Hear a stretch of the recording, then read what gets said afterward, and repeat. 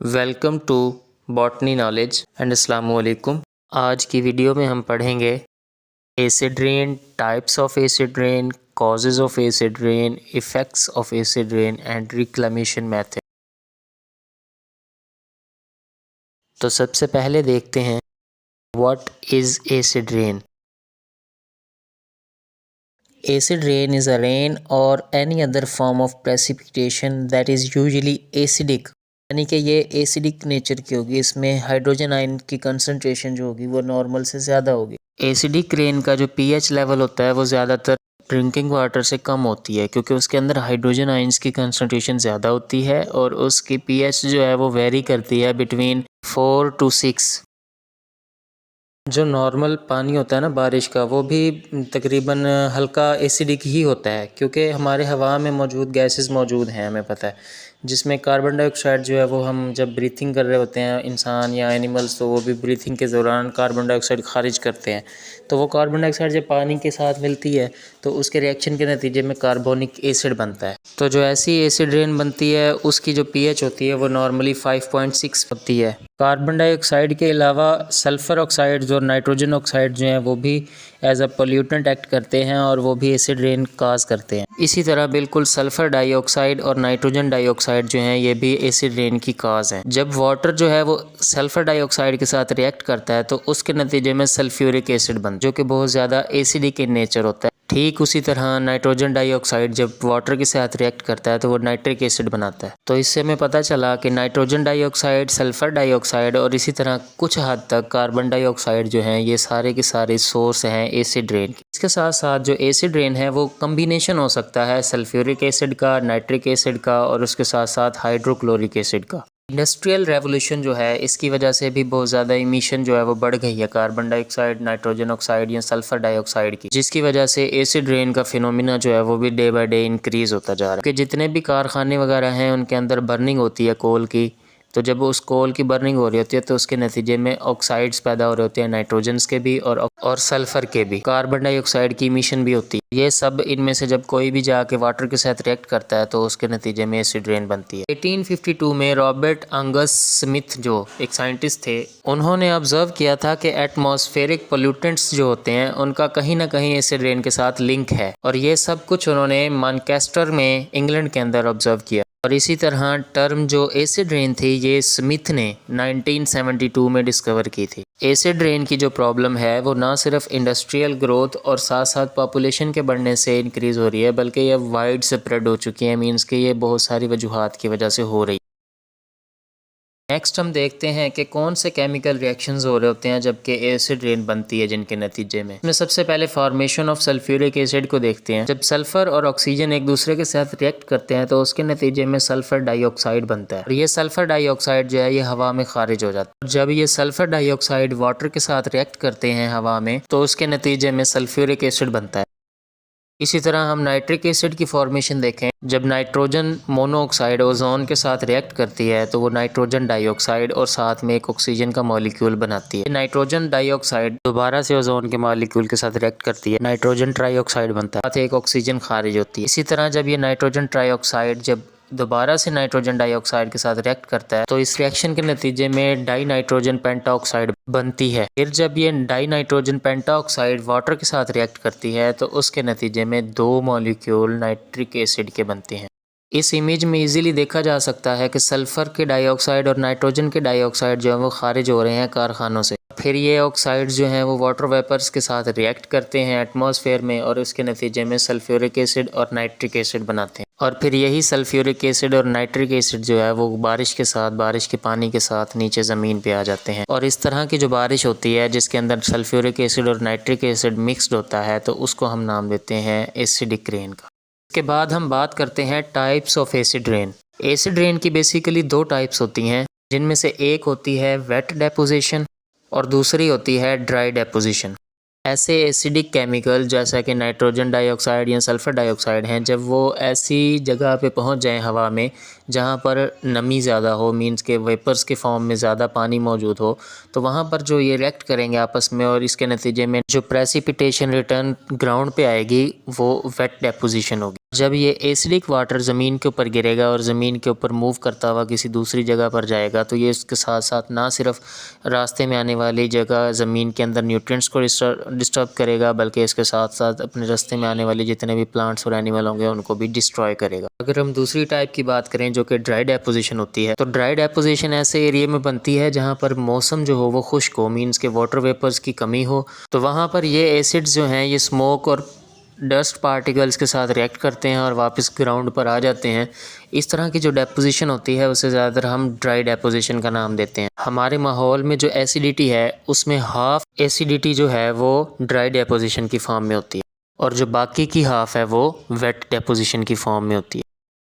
अब अगर हम एसिड रेन की मेजरमेंट की बात करें तो जो एसिड रेन की मेजरमेंट है वो सिंपली पीएच टेस्ट के ज़रिए से की जाती है। पीएच टेस्ट एक ऐसा टेस्ट है जिसके अंदर हम हाइड्रोजन आयंस की कंसंट्रेशन को मेजर करते हैं। जितना किसी भी सॉल्यूशन के अंदर हाइड्रोजन आयंस की कंसंट्रेशन ज़्यादा होगी वो उतना ही ज़्यादा एसिडिक होगा, और जितना हाइड्रोजन आयंस की कंसंट्रेशन कम होगी इसका मतलब कि वो सॉल्यूशन उतना ही वीक एसिडिक होगा। तो जिस भी सॉल्यूशन की पीएच मेजर करनी है सबसे पहले हम उसका एक सैंपल ले लेंगे, उस सैंपल के अंदर पीएच पेपर को डिप करेंगे। फिर हमारे पास एक पीएच स्केल गिवन होता है जिसके अंदर पीएच 0 से पीएच 14 तक जो है वो गिवन होती है और उसके अंदर मुख्तलिफ कलर्स गिवन होते हैं। तो सबसे पहले हम वो सैंपल ले लेंगे जिसकी हमने पीएच फाइंड करनी है। फिर हम पीएच पेपर उसके अंदर डिप करेंगे और थोड़ी देर के बाद हम देखेंगे कि पीएच पेपर का कलर चेंज हो जाएगा। फिर हम उस पीएच पेपर के चेंज्ड कलर को पीएच स्केल के ऊपर दिए गए कलर्स के साथ मैच करेंगे और इस तरह से हम पीएच मेजर कर लेंगे। 7 पीएच वाला सोल्यूशन जो है वो बेसिकली न्यूट्रल होता है और ऐसा सोल्यूशन जिसकी पीएच 7 से कम होगी वो एसिडिक होगा और ऐसा सोल्यूशन जिसकी पीएच 7 से ज़्यादा होगी वो बेसिक होगा। अब हम बात करते हैं काजेज़ ऑफ एसिड रेन की। दो तरह की मेन काजेज़ हैं जो कि एसिड रेन की वजह बनती हैं। उसमें पहली हैं नेचुरल काजेज़ जिनमें ह्यूमंस की कोई इन्वॉल्वमेंट नहीं होती, जो कुदरती तौर पर होती हैं, और दूसरी टाइप्स हैं एंथ्रोपोजेनिक यानी जिसमें ह्यूमंस की इन्वॉल्वमेंट होती है और इंसानों की वजह से या ह्यूमन एक्टिविटीज़ की वजह से ही ये होती हैं। तो नेचुरल काजेज़ में सबसे पहली है वोल्केनिक इरप्शन, जैसा कि लावा वगैरह का उबलना। जब किसी भी पहाड़ी में से लावा निकलता है तो उसके साथ साथ उसमें से बहुत सारी गैसेस का भी इखराज होता है और फिर यही जहरीली गैसें जो हैं ये हमारे खला में चली जाती हैं, हवा में जाती हैं और फिर उसके बाद वहाँ पर जाके वाटर वेपर्स के साथ रिएक्ट करके एसिड रेन बनाती हैं। इसी तरह बहुत सारे बायोलॉजिकल प्रोसेस जो कि जानदारों में हो रहे हैं उनके नतीजे में भी जहरीली गैसें बनती हैं, जैसा कि ब्रीथिंग के दौरान जो हम सांस ले रहे हैं उसके दौरान कार्बन डाइऑक्साइड खारिज करते हैं। इसी तरह से जो लाइटनिंग है ये भी एक काज है, ये भी एक वजह है जो जिसकी वजह से एसिड रेन का फिनोमिना होता है। इसी तरह एंथ्रोपोजेनिक काजेज़ में सबसे पहले आ जाती हैं फैक्ट्रीज़ यानी इंडस्ट्रियलाइजेशन। इतने ज़्यादा कारखाने लग रहे हैं उनके साथ साथ उनके अंदर बर्निंग का प्रोसेस भी उसके साथ साथ बढ़ता जा रहा है, जिसकी वजह से नाइट्रोजन और सल्फ़र के ऑक्साइड्स की जो इमिशन है वो भी दिन ब दिन बढ़ती जा रही है, जिसकी वजह से एसिड रेन में भी दिन ब दिन इजाफा हो रहा है। ये भी देखने में आया है कि जहाँ जिस इलाके में इंडस्ट्रियलाइजेशन ज़्यादा होती है, ज़्यादा फैक्ट्रीज़ कारखाने होते हैं, वहाँ पर एसिड रेन भी ज़्यादा होती है। इसी तरह दूसरे नंबर पर मोटर व्हीकल्स हैं, ऑटोमोबाइल्स, एग्जॉस्ट हैं, जैसा कि इंजन्स वगैरह, उनके अंदर जब पेट्रोलियम की बर्निंग होती है तो उसके नतीजे में भी ये जहरीली गैसें बनती हैं जो कि बाद में एटमॉस्फेयर में खारिज हो जाती हैं। इसी तरह से इलेक्ट्रिसिटी जनरेटिंग पावर प्लांट्स जितने भी हैं उनके अंदर भी कोल की बर्निंग होती है, उसके अंदर कोयले को जला के उससे बिजली बनाई जाती है जो कि एक बड़ी वजह है एसिड रेन की। इसके साथ साथ घरों में जलाई जाने वाली आग भी एक एसिड रेन की काज है। जब भी हम घरों में खाना वगैरह बनाते हैं या घरों में हीटर वगैरह चलाते हैं तो उसके नतीजे में भी उसके अंदर कोयला वगैरह या लकड़ी जलाई जाती है, जिसके नतीजे में उससे खारिज होने वाली गैसेस में कार्बन के ऑक्साइड्स होते हैं, नाइट्रोजन के ऑक्साइड्स होते हैं और सल्फ़र के ऑक्साइड्स होते हैं, जो उसके बाद एटमॉस्फेयर में खारिज हो जाते हैं और वहाँ पर वाटर वेपर्स के साथ रिएक्ट करके एसिड्स बना देते हैं। इसके साथ साथ स्मेल्टर्स जो होते हैं ये भी एक बड़ी वजह है हमारे यहाँ पे एसिड रेन की काज के। बेसिकली स्मेल्टर्स के अंदर जो है खाम धात जितनी भी निकलती है ज़मीन से उनको पिघलाने का काम किया जाता है। तो इस दौरान भी सल्फ़र और नाइट्रोजन के ऑक्साइड्स जो हैं वो खारिज होते हैं, जो हवा में चले जाते हैं और बाद में एटमॉस्फेयर में वाटर वेपर्स के साथ रिएक्ट करके एसिड रेन बनाते हैं। अब हम बात करते हैं इफ़ेक्ट्स ऑफ एसिड रेन की। बेसिकली ये एसिड रेन जो है वो ना सिर्फ वाटर बॉडीज़ को इफ़ेक्ट करती है बल्कि उसके साथ साथ सॉइल, ह्यूमन हेल्थ और बिल्डिंग्स को भी मुतासिर करती है। तो एसिड रेन के कुछ इफ़ेक्ट्स को हम आगे डिटेल से स्टडी करते हैं कि किस तरह से एसिड रेन जो है वो water bodies, soil, human health और बिल्डिंग्स को मुतासिर करती है। तो सबसे पहले हम सरफेस वाटर के ऊपर और एक्वेटिक एनिमल्स के ऊपर एसिड रेन का क्या असर है उसको देखते हैं। जैसे ही एसिड रेन का वाटर किसी भी लेक, किसी भी वाटर बॉडी के अंदर एंटर होता है तो सबसे पहले ये उस वाटर की पीएच को चेंज करता है। पीएच लोअर हो जाती है। जो एसिड रेन का पानी होता है जब वो किसी भी वाटर बॉडी के अंदर एंटर होता है तो वो उस वाटर बॉडी की पीएच को लो कर देता है, मीन्स कि उसको एसिडिफाई कर देता है, जिसकी वजह से उस वाटर बॉडी के अंदर एल्यूमिनियम की कंसंट्रेशन हाई हो जाती है।